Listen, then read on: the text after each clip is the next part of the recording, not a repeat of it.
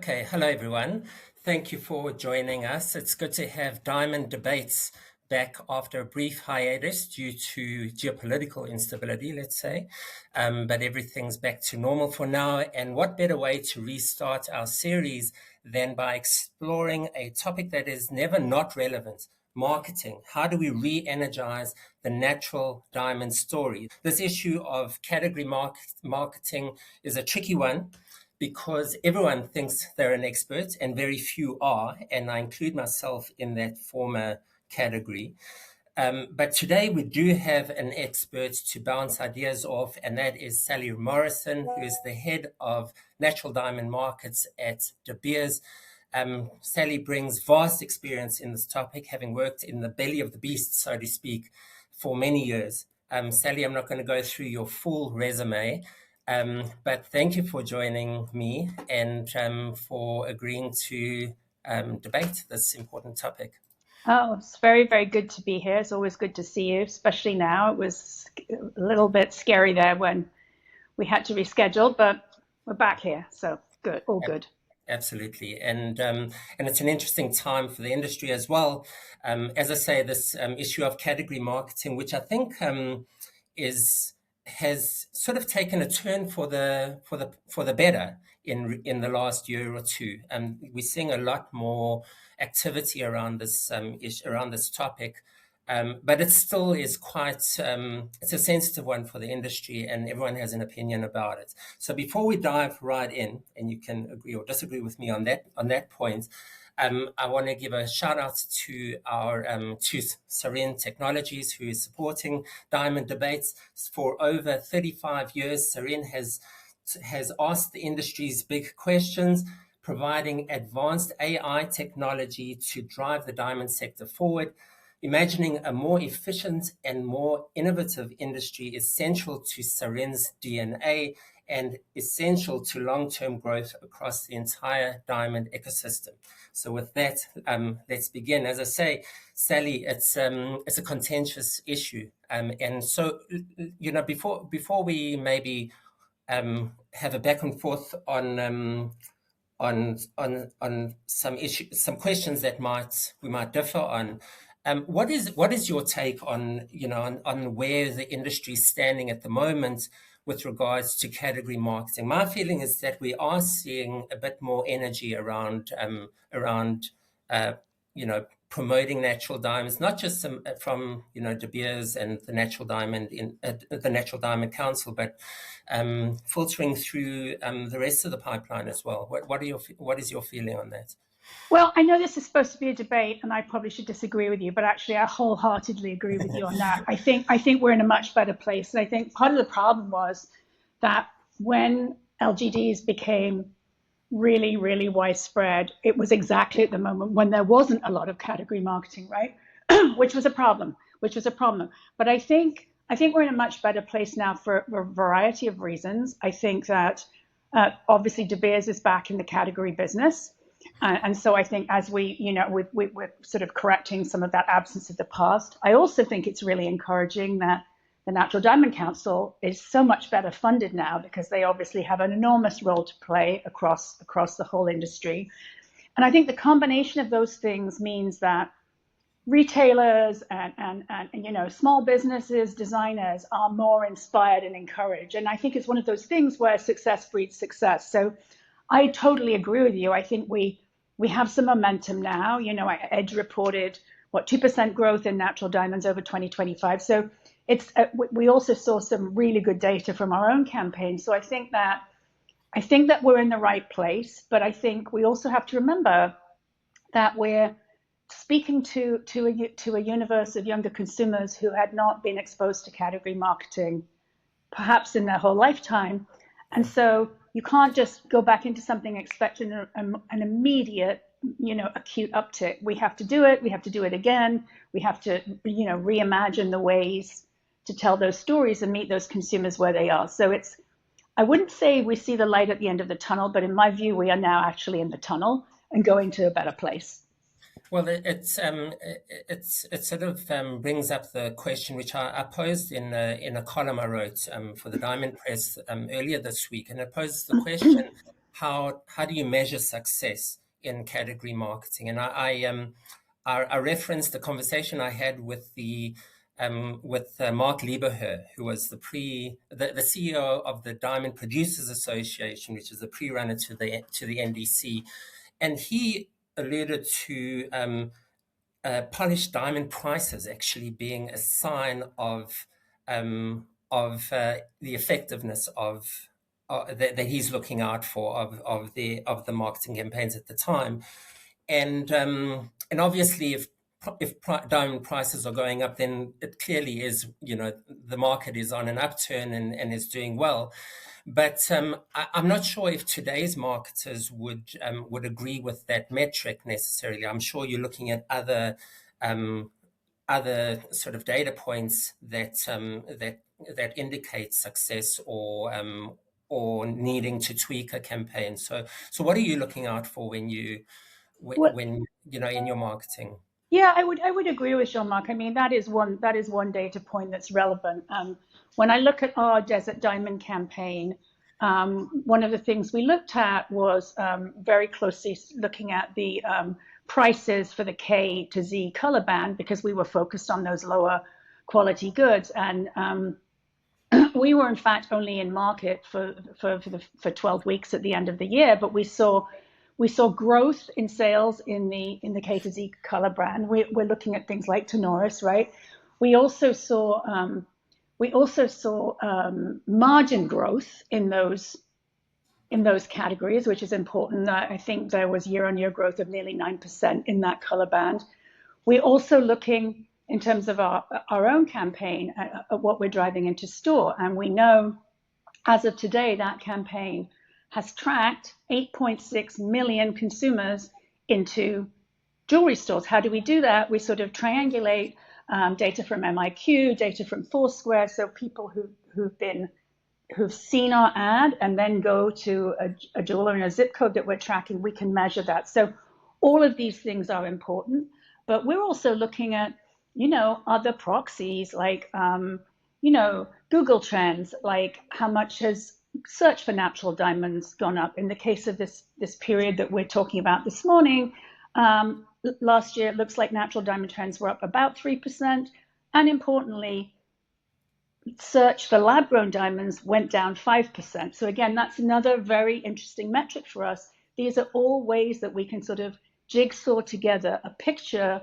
of overall impact, and they're all important. And I would say they're more important taken together than as individual indices. Well, it's very interesting because, as a society, we live in a very short-term and very fast news cycle.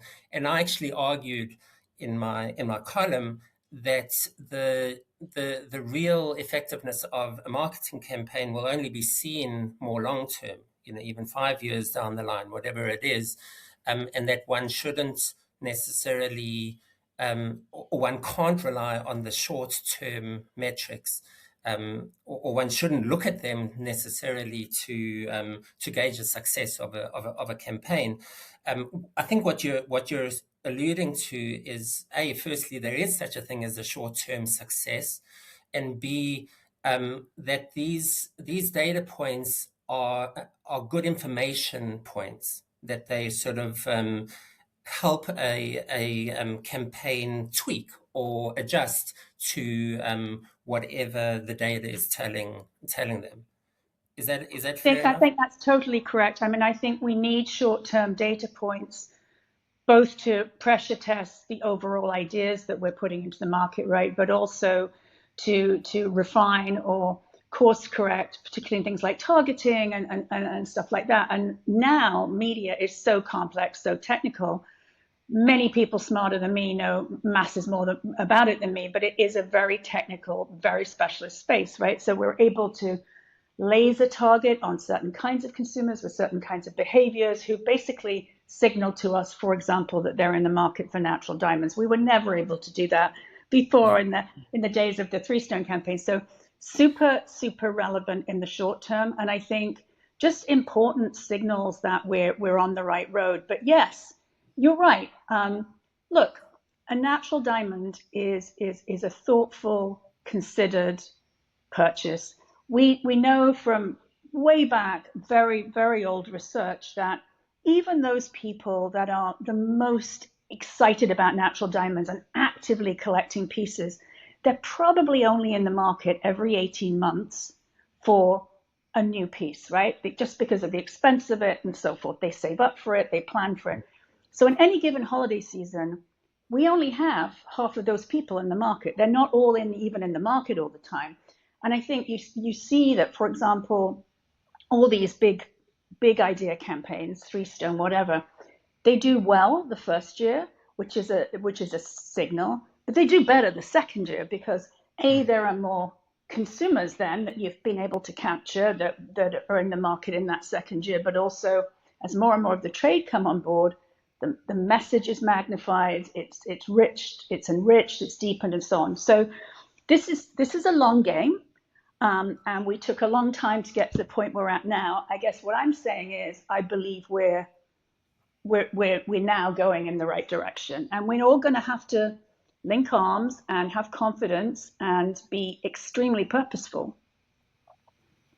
Yeah, it's very interesting, and I think it's very encouraging. You know, your reporting that you saw this uptick in sales, because of the search engines and the searching for natural diamonds. That I think that's relatively low hanging fruit in terms of stimulating that sort of activity. But the increase in sales, on that desert diamond category, if that is happening within such a short time span at the end of towards over that holiday season, it's very encouraging, and yeah, it makes complete sense that in the second year,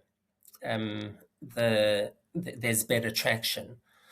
Although Yeah, I actually, just to add to that, we saw this as a continued trend in Q1. We're just getting Q1 data, and so, for example, I think we saw 6% up. I would prefer to, or I'd be proud to wear natural diamonds at the end of last year.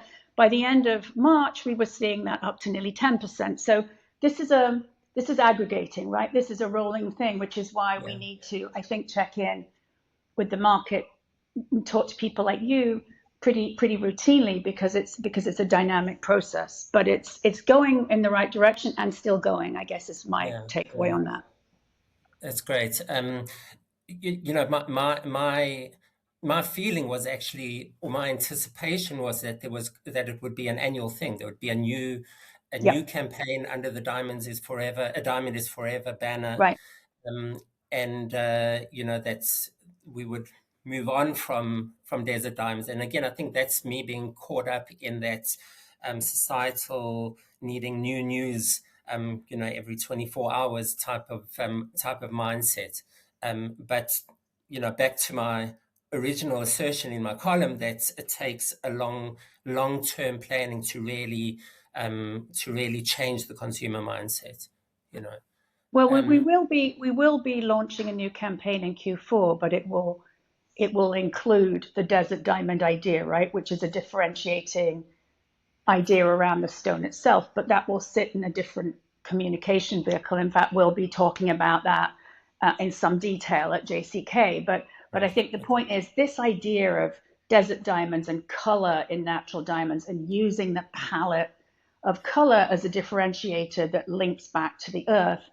That is an extremely new idea for consumers. And in fact, consumers under 50 in our groups were shocked there was such thing as color in diamonds, shocked.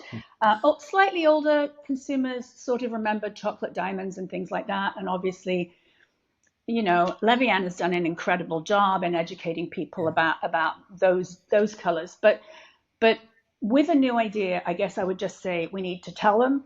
We need to tell them again. We need to tell them what we just told them until it really beds in. Yeah, and I think the idea of a beacon campaign, it's well, firstly it's something we haven't had in over a decade, as De Beers has pointed out, but it also changes the messaging of the industry, because I think one of my critiques of industry-wide marketing, category or not, was that there was too much of a focus, and this might sound bad, but there was too much of a focus on like the provenance, the diamonds do good story, and while that's all important, I was never convinced that that resonates really with it's not the selling point for consumers. In other words, it's not going to entice a consumer to come into the store and buy a diamond because diamonds do good. You know, they want a sexy story, they want a sexy product, and that's where and something different and unique. And so I think to that extent, not that Desert Diamonds excludes the provenance angle necessarily, but it changes the focus. I think that's right. I mean, I think it acknowledges provenance in a different way, but I totally agree with you. This is not such a great debate, is it? Because we're agreeing too much. But I They totally never agree with are. you in that It's a I good don't think discussion. I don't think people I don't think people yearn and desire for things because of a factual set of circumstances, right? I think people want to want something emotionally. There has to be a kind of an emotional investment in it. And I think that the trick is like getting that emotional insight about the modern consumer. You know, how can this product solve an emotional problem they have, let's say, crudely speaking? And then you use all the other stuff to almost buttress and support that emotional desire. Yeah, well, my feeling was that the industry was leaning too much into those factual Maybe elements. so. Maybe so. You know, um, and I think even last year at the Las Vegas shows, I kind of felt that energy among retailers and the sort of disconnect between the sort of the upstream and midstream of the industry and those retail jewelers who were, you know, there was a disconnect between that messaging. I felt a frustration among retailers who were saying, you know, we can't sell Botswana in the same way that you talk about it to us. You're selling it to us, but consumers are impressed by the story, but it's not going to it's not going to bring them into the store necessarily, you know. And so it will be interesting to see in Vegas this year. I'm unfortunately not going to be there, but it'll be interesting to observe that whether that's changed, whether that sort of engagement between those two elements, you know, two parts of the pipeline are more synced with each other. I'm not sure that I noticed that division in different parts of the pipeline. What I would say that is that consumers care very much about provenance, right? But we're at a Yeah, point now where, you know, anyone that goes into Waitrose or Whole Foods or wherever can absolutely know where their bananas came from, where their coffee came from, et cetera, et cetera. So it's an assumption of it's a given, right? We have to be able to support that story and not just guarantee to consumers that no harm was done in the extraction of this product, but in fact it emphatically gave back in a positive way. But that's not the driver, I think. The driver is emotional and very often linked with desire for design. So we have to inspire consumers with design. We have to make them feel emotionally they really need to connect with this product to express something either about themselves or about their relationship. And then you have all these other underpinnings about the interesting way that this object that you're purchasing is actually highly contributing back to the planet. I think it matters. I just think it's a kind of hierarchy thing. But you've got to get women really yearning for something because it speaks to them emotionally and it's so beautiful. So that's the emotional connection, I think, is the first order of business. And then the other things stack under it. okay.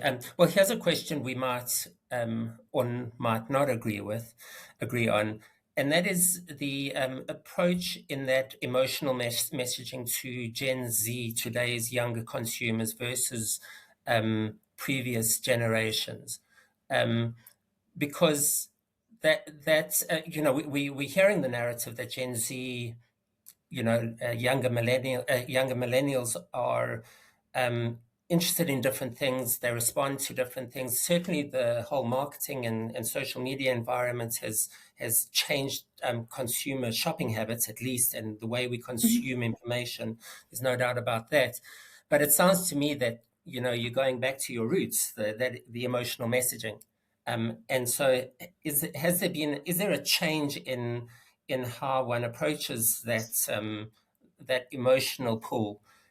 Between for this new generation of consumers who have so much noise about them and around them rather you know Well, it's true that the media landscape has changed massively, and that has given us all kinds of different opportunities to reach those consumers. Because, as you rightly say, they're consuming media in very different patterns than, say, when we did growing up. But the fact remains is people still have emotional lives, right? They may express them differently. They may choose not to get married. They may choose not to even have partnerships in a conventional sense, but they still fall in love and want to connect with people and want to express those connections. And I sort of evidencing that, I would, talk about something like, for example, the intense interest in crystals and crystal healing and having a crystal like that connects you or grounds you or whatever, and that whole like yoga goop world, which is massive. For me, diamond is the uber crystal, and it's really just a way about talking about this beautiful material we have in a kind of in a new language. It's also about recognizing the new forms of relationships and not trying to impose our kind of historical constructs of how we managed our relationship. That's all fine, but people still love each other and people still want to express themselves, express their relationships, connect with other people. So I think the world hasn't, the human identities and stuff haven't changed that much. I think it's more like they're articulating them in different ways, and they're definitely articulating them through different channels. So as a marketer, of course, we listen in groups to the way people are expressing their feelings. This is what's so fascinating about focus groups. You're in this incredibly intimate zone where you're listening to people talk about the most meaningful things in their lives. We listen to all that, but it's also about looking at the media landscape. And that's where there are so many crazy opportunities that we certainly didn't have when I first started on A Diamond Is Forever, that we can target people so precisely in a way that if you're outside that target group, you might not even be aware that that communication is happening. We'll be able to talk yeah directly to certain consumers that, you and I may not be aware of that or may not see that. We can go to all these new platforms. We can go to streaming. We can go to podcasts. Substack is a huge, huge thing for us. We're working now with a lot of Substack contributors because they have these micro targeted audiences that are super interesting and thoughtful and just a great way to engage. So we need to be in the big public cultural moments for sure. That's part of the old playbook that will, I believe, never go away. But we also need to be pretty inventive about the way we take our messaging. yeah and I think I actually I buy into the argument that more than ever the emotional messaging resonates because people are so insulated and in their social media bubble, and the interpersonal connection is not as perhaps wide or open as it used to be. And so the message that the natural diamond industry um, has in terms of developing that interpersonal relationship with another person through this beautiful product perhaps resonates even more, than it might have before, or that therein lies an opportunity, Um, Well, so it's the only, opportunity I think that any of us have to hold something on our hand that's a billion years old, right? And there's attendant magic around that. Whoever you are, that means something. So I think, that's what's to me extraordinary about diamonds. It has this quality that is sort of above anything else. It has very, very special sort of emotional and other qualities. It has something really special, but we have to work in different ways to share that, I think. Yeah. Let me ask you a bit about the structure of desert diamonds, and then maybe also Diamond is Forever.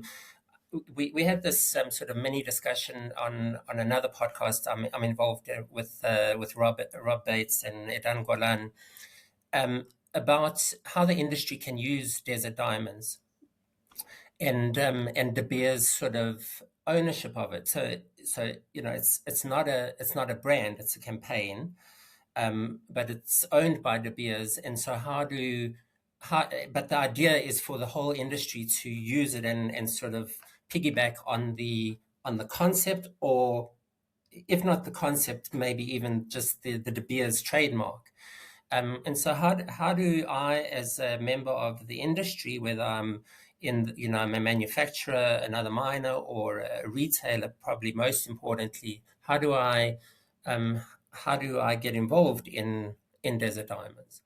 So I was able to listen to your podcast. So I know a bit about the conversation you're referencing. So first of all, this is truly, truly a category campaign. So it's for everybody. I mean, it goes out under the aegis of A Diamond is Forever, which has always been this broad umbrella for everybody in the industry to participate in, right?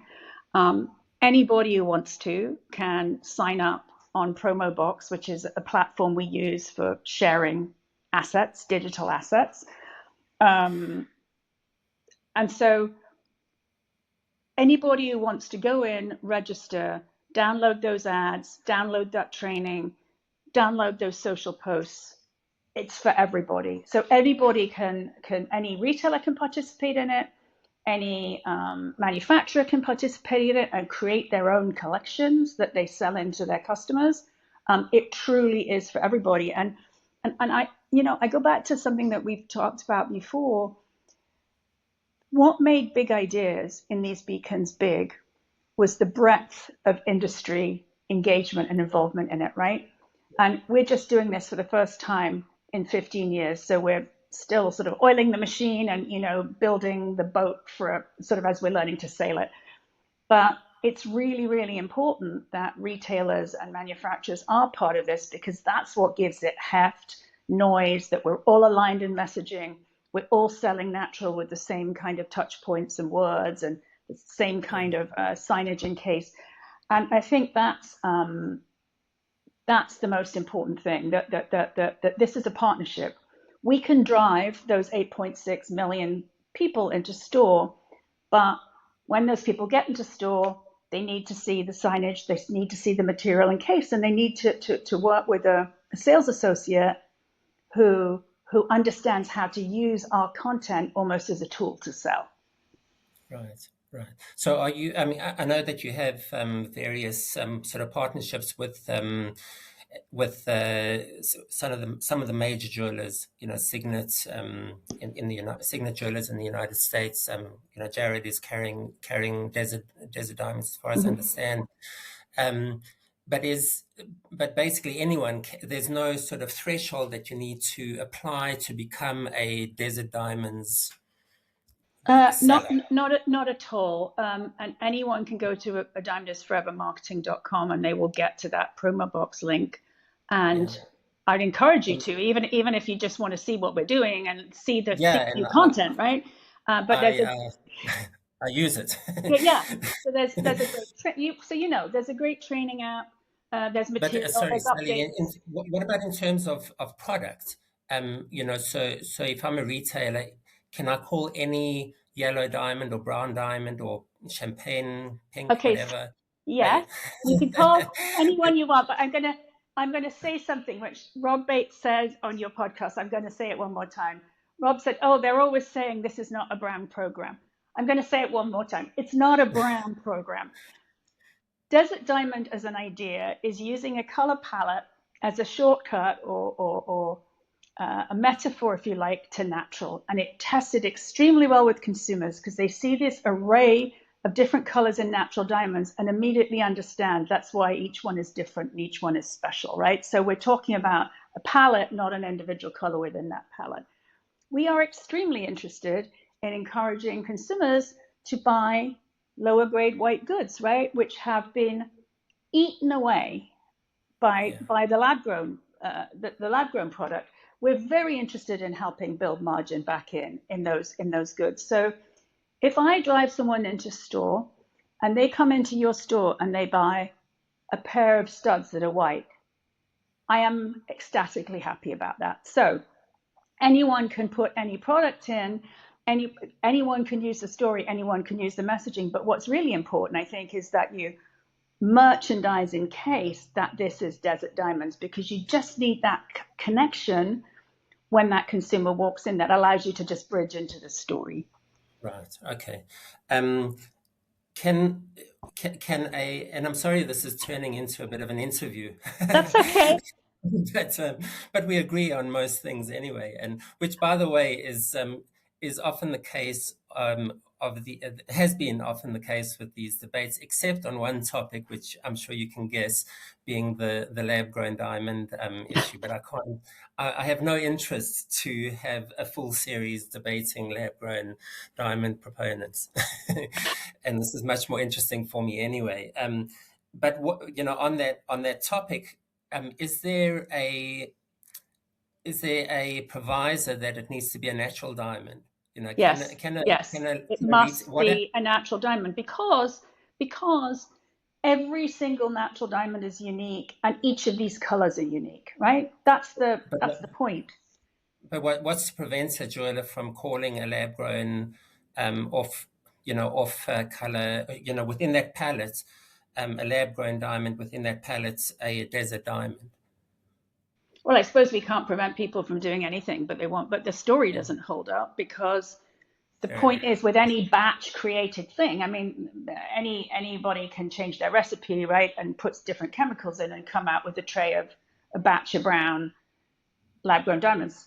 Fine, but they're going to be consistent because it's a batch product. I mean, the whole point about the kind of idea behind this is that every single diamond is different, and within that express one way that difference expresses itself is color. Another way, of course, is impurities or all the other things. But Yeah. I think the story doesn't really work, and I think that's why we were so excited to find this story when we first started testing it, because finding a design archetype like a three stone, say, it's very difficult to imagine a design archetype that you can't easily drop lab grown diamonds in. We couldn't figure out how to make that work. So that pushed us to go back to the diamond itself and talk about the innate qualities of that center stone or that stone on your bracelet, whatever. So I think it can't really easily be usurped by lab grown. Yeah, I think it's a very powerful idea that it's the story that makes that Yeah. won't resonate there, and it sort of it brings to mind the Taylor Swift moment that the industry had, that I think it was actually in one of these debates that I was having with a retail jeweler who sells both, and he's very strong on natural. But the Taylor Swift diamond ring came up, and he said, my lab grown sales in that, those sort of copycats of that, replicas of that ring went through the roof, and it got me thinking that that's not what really made that ring, unique, and that whole event so special. It was the uniqueness of the stone itself and the story behind it, that it cannot be replicated. It cannot be. It was so I think purely natural and flawless, and with I stumbled on this terminology in that podcast with Rob and Edan, the Diamond Dudes, as well. When you want to allude to a diamond having flaws, The imperfections, that's the word. It was the imperfections of that stone that made the story so great and really resonate with consumers. And I think that's what you're trying to that's part of the story over here. That's Yeah. definitely right. I mean, I can't claim credit for Taylor Swift's ring, nor have I seen it, nor seen the stone. But having talked to people, I think the fact that it was an interesting cut, a softer cut, it was obviously lower color. It just, I look, this is a couple who could have anything in the world they wanted, right? Like money, budget, unlimited.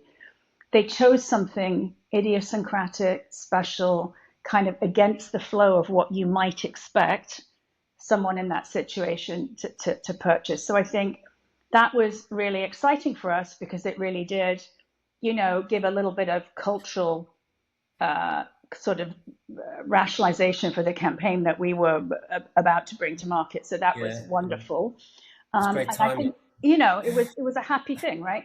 And there have been a few other things like that, and I'll take it. I think the best kind of marketing to me is not marketing that is created absolutely from scratch. It's that it really does come from some deep sense of consumer behavior and sort of latches onto something that's already kind of there in the culture. That's why we go through this elaborate process to talk to consumers. And a lot of consumers were saying, all my friends have this 3 carat white stone and everybody has the same and everyone's going to know it's lab across the room and etc etc. And so there was out there amongst regular people this interest in something a little different, maybe something that would show a little color across the room. It's kind of a flex that is, this is natural. There were a lot of dynamics that you could unpack in that. But I mean, the other thing, by the way, I would say, just as an aside about the Taylor Swift ring, I think I was personally really excited that she selected a really small independent jeweler who Yeah. makes things by hand from, sits at the bench, the craftsmanship is there, etc., etc. And I think that was also a wonderful boost for independent creators generally and basically elevating craftsmanship. Yeah, and I think that's sort of another element of today's consumer space that they like the artisan. Yes. There's The something touch more of the at the maker's core. hand is really Yeah, very yeah. important. And True customization. You know, yes. But, we're all, of course, dying to know in my office about Harry Styles's what Harry Styles gave Zoe oh, Kravitz. So they announced they got engaged a couple of days oh, ago, and really? Okay. it looks very suspiciously like a beautiful Jessica McCormick ring to me. But who knows? So we're all betting money on that in the back room. I'm still claiming some relation to Lenny and Zoe Kravitz, but I haven't quite found That's given my yeah. last name. I'm But sure it's there, sure it's Lenny. somewhere in your So that's heritage. been and that'll give me my 6 degrees to Harry Styles. There you go. Before we wrap up, I do want to ask you about A Diamond Is Forever, Yep. because I was I thought I stumbled upon a scoop for myself. That there's been this massive change in the way A Diamond Is Forever is being used, and I think we had a conversation about it, which you kind of downplayed the idea, but there is an expectation within the industry that of it being used as like this magical slogan, you know, and the way I understand it's being used now is that it's kind of the umbrella organization that Desert Diamonds and other campaigns are sitting within. And that does seem to me to be some sort of a change to the historic use of the "a diamond is forever" concept. Do you want to help me better understand that? Well, I'm not sure I agree with that. I mean, I'm just trying to think back how we used it. Obviously, all our category marketing was signed off a Diamond is Forever for various reasons certainly since I've been around. And then when we stopped category marketing, obviously we used a Diamond is Forever to attach to, for part of the time at least, one of our brands, Forevermark. And the reason that the Diamond is Forever is valuable, of course, is that there's a huge amount of equity in it. Like I think something like 95% of consumers recognize it in the US. They don't necessarily know what it means. I don't want to overclaim that, but they recognize it. So it's got real equity. When we started doing category marketing again, which was 2 years ago, on a fairly modest scale, albeit, we did a campaign in Q4 following the Worth the Wait campaign that we did with the Signet Group.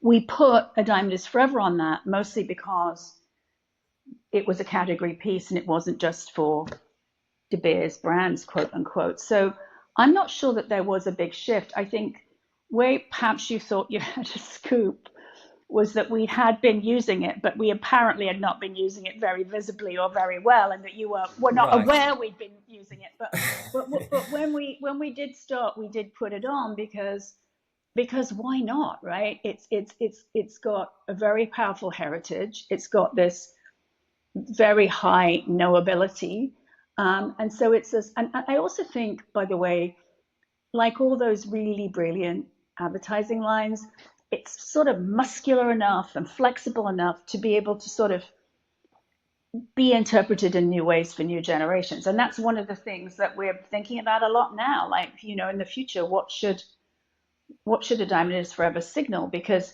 the great news is everybody recognizes it, but people don't necessarily have a very specific idea of what it means. They don't necessarily know it's to do with De Beers even. Because for years, for years, right, De Beers was totally invisible. Remember when I started on this business in 2000, De Beers was just working through its ad agency here in the United States. It wasn't here as a corporate entity. So I don't know. I don't know that it's shifted so much, actually, the way we've used it. Well, I think you reminded me why I felt that way, because sort of out of nowhere, I was introduced to this Instagram handle, A Diamond is Forever, and then a website. It's sort of without any fanfare, and it just kind of, and I wasn't actually sure where that was coming from. But I actually kind of like that there's a subtlety to it, and I guess people should know that that's where all the Desert Diamond, or say De Beers related promotion of Desert Diamond is going through that that handle. It's going through a Diamond is Forever, yes, and just even on a kind of sort of mechanical, let's say, level. If you're running digital marketing, there needs to be a handle and a website for it to link to, right? I mean, you are required to link it to something. And it seemed to us, why wouldn't we use a Diamond is Forever in that way? Because it's a very broad church, as it were, that everybody can be part of in some way. It does not say De Beers. It gives it this kind of space in which a lot of brands can live. And we're working with many, many, many different brands to promote, for the minute, Desert Diamonds, but whatever we'll be promoting, we'll be working alongside a lot of other brands. So it just seemed just a beautiful sort of thing we owned. Yeah, it makes sense. Well, I think there are a lot of people in the industry who are learning and getting a better understanding of the whole concept, and I hope this discussion helps in that, because I think it does have a great potential. And I think to begin with our so-called debate topic, that we want to re-energize the natural diamond story, and I think the idea is to broaden the range of demand, which I think Desert Diamonds, whether one agrees with the approach or not, that is the aim. Correct. And you can't argue with that, So thanks so much, Sally. It's always a pleasure. It's very difficult to disagree and argue with you. Okay, I'm going to But come up with something for next time. I would just say, just in closing, anyone who's listening, go to adimedisforevermarketing.com, sign up, reach out to me, reach out to anyone on the team. We want to partner with everybody. It really is a very inclusive program, and happy to work with whoever wants to work with us. sure, and I'll put the link in the show notes as well. Thank you so much, and you stay safe, huh? I will do. I'll close by thanking you and thanking everyone for listening. And join us next week. We have another more contentious debate, I think. Stay tuned for that one.